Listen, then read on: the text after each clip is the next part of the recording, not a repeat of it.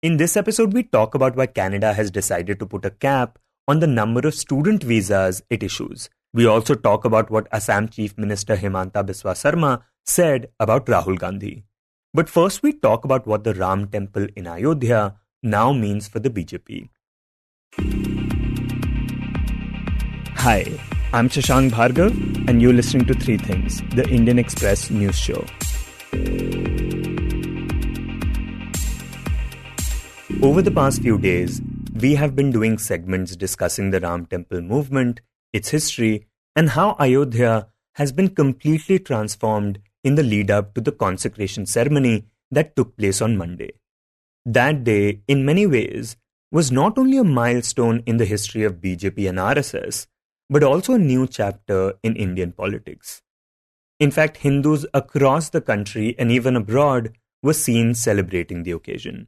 When we spoke to Indian Express's Vikas Pathak, he told us more about it. In UP, it was a state holiday. In central government offices, it was a half day. That apart, at least in National Capital Region, though I also got to know from my friends in places even like Bhubaneswar or Kolkata that there was some kind of thing happening in homes, in neighborhoods. But certainly since we were in Delhi NCR, one could see that many auto rickshaws or cars or motorcycles had those saffron flags on them saying Jai Shri Ram. Many houses had saffron flags on them, the Jai Shri Ram flags.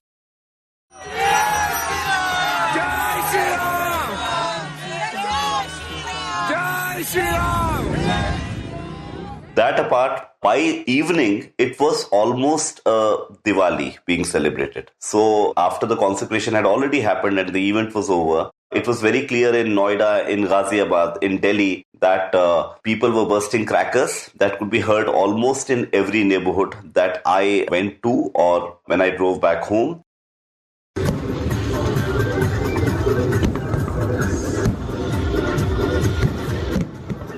And there was lighting, just like Diwali in many homes and in many housing societies. So I think for the first time ever, since the Diwali would have been celebrated by people, which would be a long time, we had a kind of a Diwali in January end.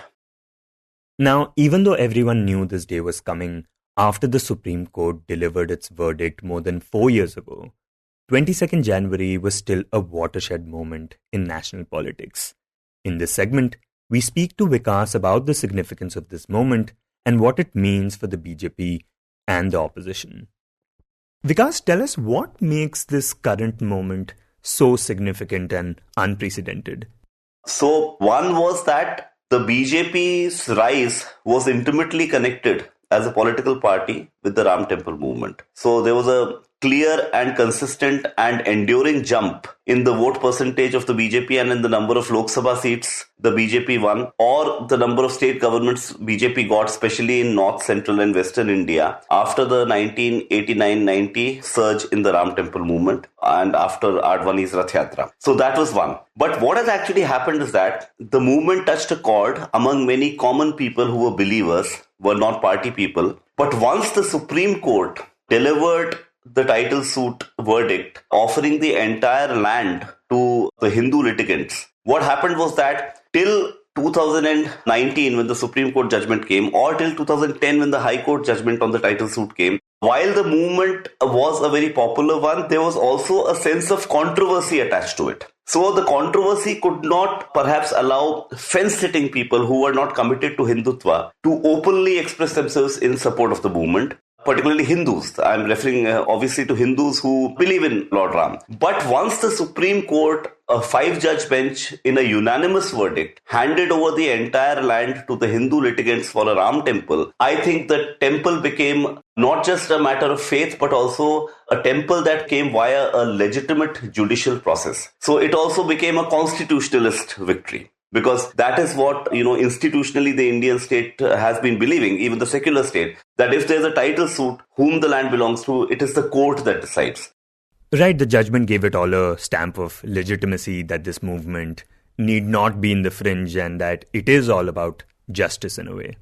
Yeah. So it did not remain a movement of the BJP or RSS or VHP alone or to some conservatives in the Congress party who had at some points of time supported it, it became now a legitimate temple for all Hindus, particularly those who believe in Ram. And that actually has led to a surge where the whole is more than the sum of the parts. So what we saw on Monday was a larger kind of celebration of what people thought was a legitimate temple coming up. And those who celebrated on that day are perhaps people who may not even have voted for the BJP in the past. So now it has acquired the stamp of a temple. Let me put it this way. There are so many temples and a secular state believes in staying away from religion. This is a temple that has both faith and a judicial stamp of approval on it.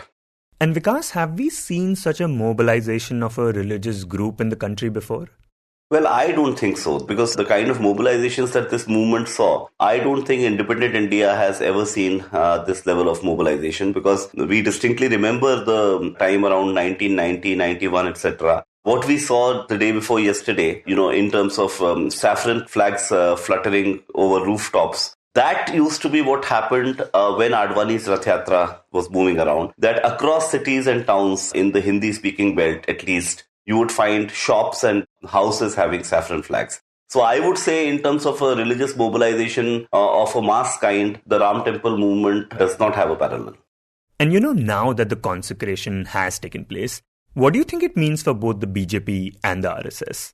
Well, the long-term potential is huge, because what has happened is two things, something that I also wrote in the Indian Express. One is that since the movement came when the BJP was in power, and a Ram Temple Trust was formed for the construction of the temple. Eventually, the BJP being in power both at the center and in UP, the people who were visible on television consecrating the temple or addressing people happened to be the Prime Minister Narendra Modi, who belongs to the BJP, RSS Sarsanchalak Mohan Rao Bhagwat, and also UP Chief Minister Yogi Adityanath, who also belongs to the BJP. So obviously in the mind of the public, the BJP had clinched a very clear victory, and on an issue that was dear to millions of Hindus in the country. That is one. So obviously, politically speaking, they got the credit of building a Ram temple, and two, building a Ram temple via a very legitimate process. The third thing, of course, is that if you look at all the speeches or the write-ups of BJP leaders on that day and before that day, in the run-up to that day, you would find that most of the speeches were accommodating and inclusive.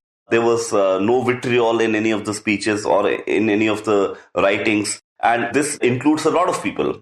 Yeah, PM Modi in his speech that day said that Ram does not mean dispute. Ram is a solution for everyone. Ram आग नहीं है, राम ऊर्जा है. राम विवाद नहीं, राम समाधान है. राम सिर्फ हमारे नहीं है, राम तो सबके हैं.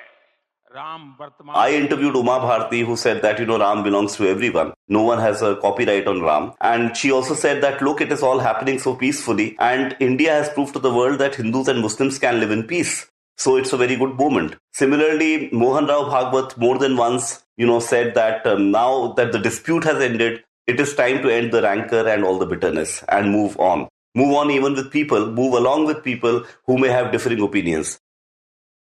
तो हमको ये जानकर आपस में समन्वय से चलना होगा, क्योंकि हम चलते हैं, सबके लिए चलते हैं, सब हमारे हैं, इसलिए हम चल पाते हैं. और इसलिए आपस में समन्वय रखकर व्यवहार करना, यह धर्म का पहला जो पैर है, सत्य, उसका आचरण है. गांधी जी कहते थे, earth has enough for everyone's need, but it cannot satisfy everyone's greed.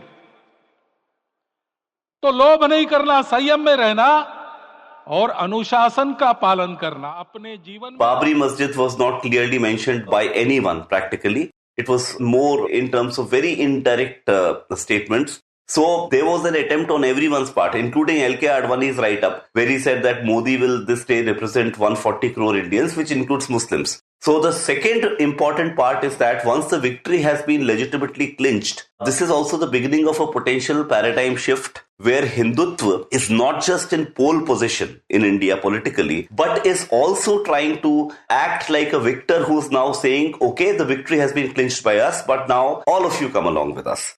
So, in that sense, a hegemony has been established, and that hegemony might also mean that there may not be any clear need for the BJP to go into unprovoked vitriolic statements. So that actually settles it as a potential paradigm shift where a kind of a Nehruvian India, which also saw itself as settled, what it believed was the truth and it was common sense. Now it is possible that Hindutva is entering that phase where what it believes is popular common sense is regarded as the truth. So it does not have to act like a contestant or like someone or like people resisting an establishment. They have become the cultural and political establishment of India. But do you think this rhetoric is only temporary though, considering that there are also other similar disputes that are pending and which are likely to gain momentum?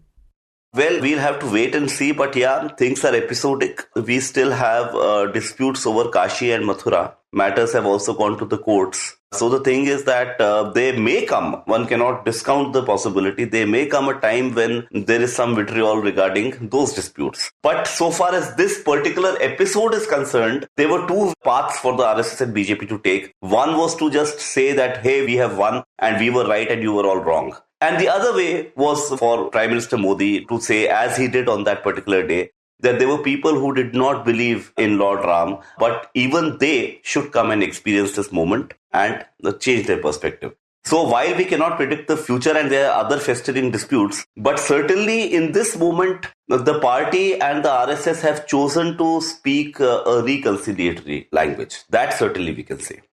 And Vikas, with Hindutva now becoming mainstream and no longer being in the fringe, what challenge does it pose for the opposition parties?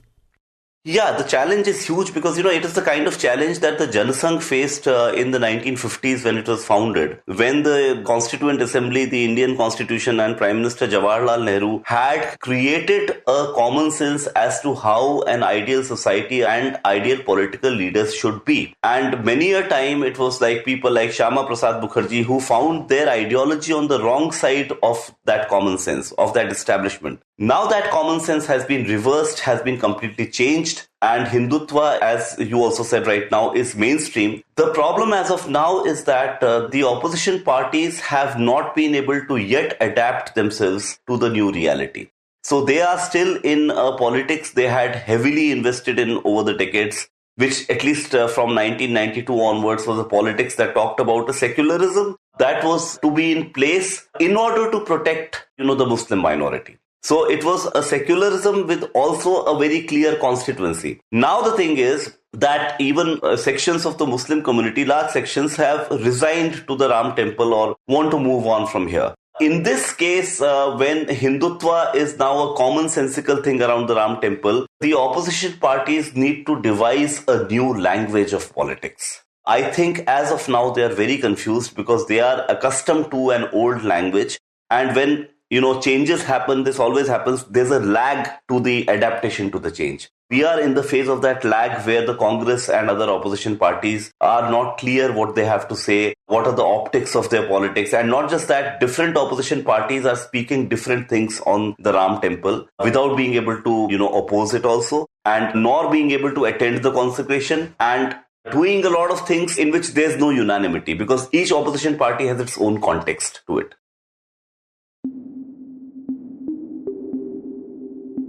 And next we talk about Canada. With tensions between India and Canada still ongoing, the North American nation has decided to put a cap on the number of international student visas for a period of 2 years, starting with the coming academic session. Fewer visas will mean that fewer Indian students will be able to travel to Canada for a college degree. To understand why Canada's federal government has taken this step, my colleague Niharika Nanda speaks to Indian Express's Rakhi Jagga. So Rakhi, what kind of curbs is the Canadian federal government planning to impose on international students? The Canadian federal government, they have said that they'll be capping the number of the international student visas for a period of 2 years. And the beginning will be from September 1, 2024, the semester which will be starting from this September. And the Canadian Minister for Immigration, Refugees and Citizenship, Mark Miller, on Monday, he had announced that for the academic session beginning September 1, 2024, the number of the new international student permits would be cut by 35% as compared to that in 2023. This is expected to result in approximately 360,000 approved study permits this year for the entire international students, including India and other countries like China. In addition to this, they will be allocating this quota to the provinces based on the population of international students already there. And the provinces will further be giving this quota to the colleges. I mean, which college has to be given how much quota. And Miller also said that the open work permits to the spouses which were given for the students who were undergoing these undergraduate courses as well. But now the spouses will get the work permits only if the students are doing master's degree or the PhD programs, or they are studying medicine or the law degrees. And there are many public-private colleges off campuses. Normally, these are the off campuses of the universities. If the students are studying in those colleges, they will not get any work permits. So these are the major changes which they have announced, and they are quite, the student community in India, they have been completely shaken up with these changes. And do we know the possible reasons behind the Canadian government taking this decision? Of late, Canada is facing backlash from the voters of their own country as well. And the country was quite being defamed because of the housing crisis, unemployment, and the lack of the quality education in their institutes. And there were a lot of videos coming on the social media in which we could see the students standing in queue and they were waiting for the jobs. And inflation was also one of the reasons.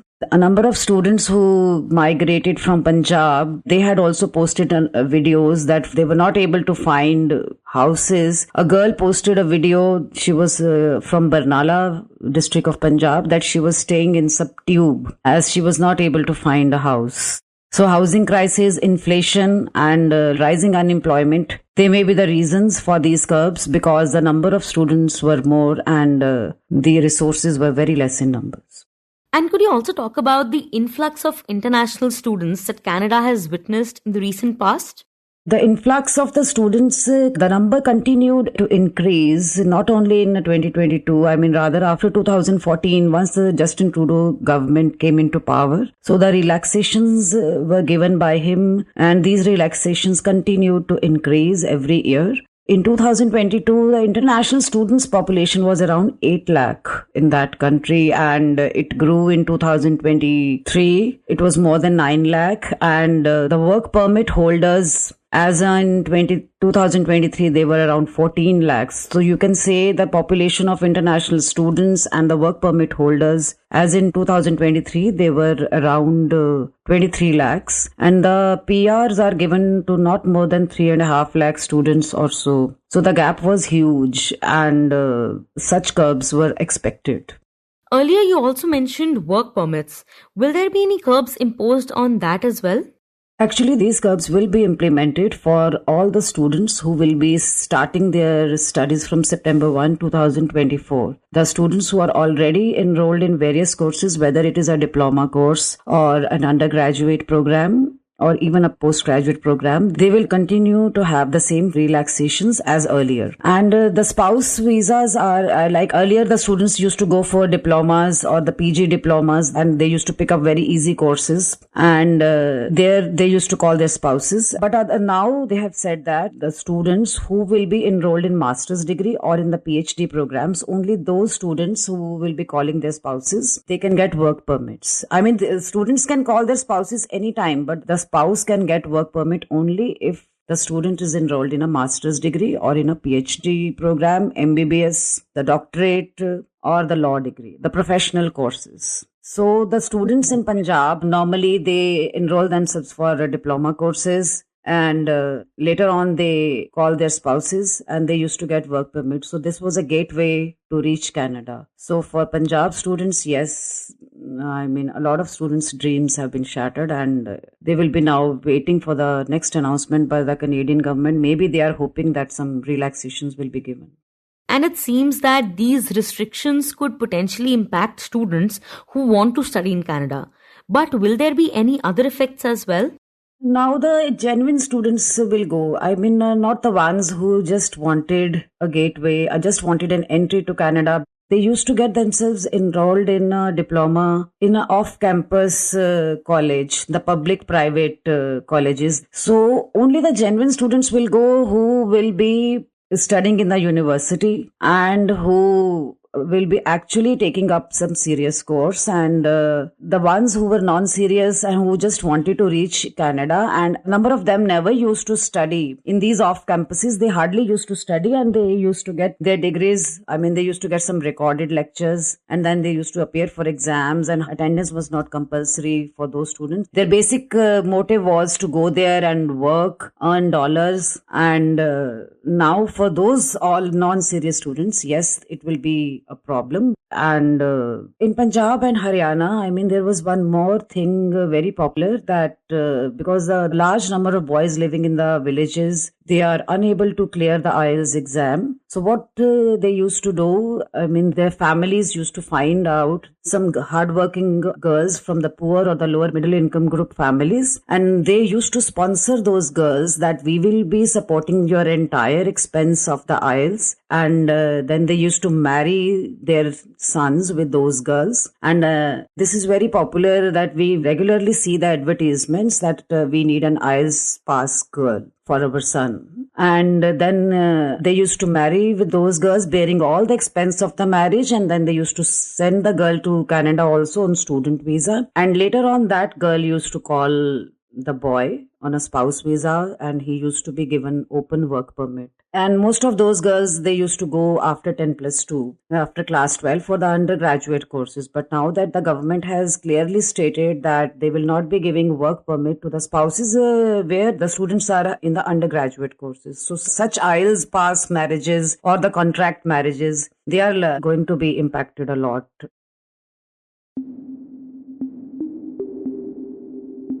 And next we talk about Assam. On Wednesday, the Congress continued with its yatra through lower Assam districts of Barpeta and Dhubri. A day after an FIR was registered against Rahul Gandhi and other Congress leaders following a confrontation between people taking part in the Bharat Jodo Nyaya Yatra and the Assam police, yesterday, Assam Chief Minister Himanta Biswa Sarma said that the state police would arrest Gandhi after the Lok Sabha elections. It was on the sidelines of an event that Sarma said, quote, "We will arrest him after the Lok Sabha elections. If we do it now, it will get very politicized. Yesterday, there could have been a major incident going by how they had instigated the mob to break barricades. Before the Lok Sabha elections, we will not do much, because we will be winning from Assam anyway. And there's no point in making too much political noise here." Unquote. In her report, Indian Express's Sukrita Barua writes that Tuesday was day 6 of the Assam leg of the ongoing yatra, which has been fraught with confrontations between the participants and the state authorities. The yatra had been denied permission to enter Guwahati city, which it intended to do on Tuesday. When they were met with barricades and police at the road entering the city from the highway, participants broke through the obstruction and were pushed back by the security personnel. The yatra eventually continued along the highway and did not enter the city. Later that day, the police lodged a suo motu FIR under sections of IPC pertaining to criminal conspiracy, unlawful assembly, rioting, obstruction of public way, assault, or criminal force to deter a public servant from discharge of duty, causing harm to a public servant, and damage to property. The FIR in question names unknown as the accused, but names Rahul Gandhi, Jitendra Singh, K.C. Venugopal, Jairam Ramesh, B.V. Srinivas, Kanhaiya Kumar, Gaurav Gogoi, Debabrata Saika, Bhupen Bora, Zakir Hussain, and Raman Kumar Sarma as people who were heading the yatra as it entered from Assam from Meghalaya, adding that 5 police personnel were injured in the incident. Rahul Gandhi, during a public address in Barpeta yesterday, said that file as many cases as you can against me. The BJP and RSS can't intimidate me. अब पता नहीं कहां से इसके दिमाग में idea आ गया कि वो राहुल गांधी को डरा सकता। जितने केस लगाने मेरे ऊपर लगा दो, कोई फर्क नहीं पड़ता मुझे।